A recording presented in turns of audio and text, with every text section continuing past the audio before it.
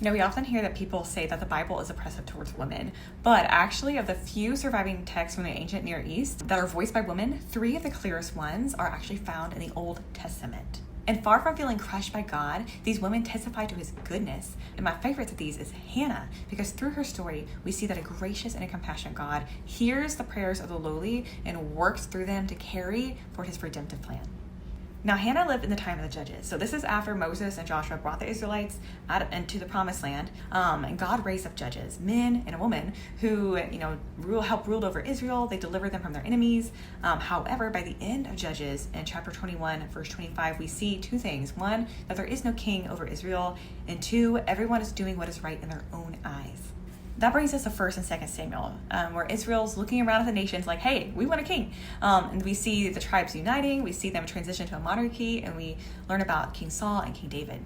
But before any king is mentioned, the book of Samuel opens with a woman named Hannah, whose name means grace or favor. From the first few verses, we learn that, she's the wife of Elkanah, but Hannah is not the only wife. He also marries Peninnah, and verse 2 says, Peninnah, she has children, but Hannah had no children.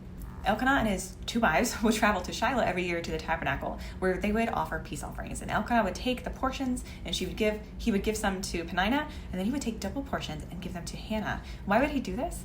Verse 5 says, because he loved her. He was honoring her with this double portion, even though her womb was closed.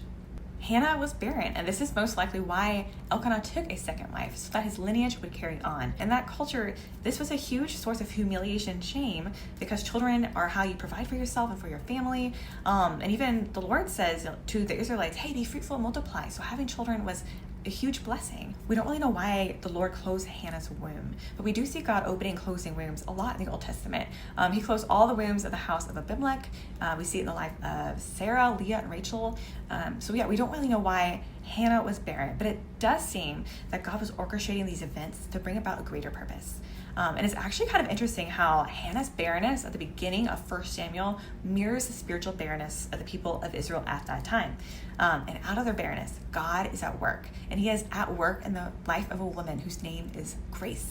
So this is actually a beautiful picture of the gospel, because we are barren. We are incapable of saving ourselves apart from God. We have nothing good in us. So we could even have a relationship with God on our own. Ephesians 2 verses 4-5 says this, but God, being rich in mercy, because of the great love which with he loved us, even when we were dead in our trespasses, made us alive together with Christ. By grace you have been saved.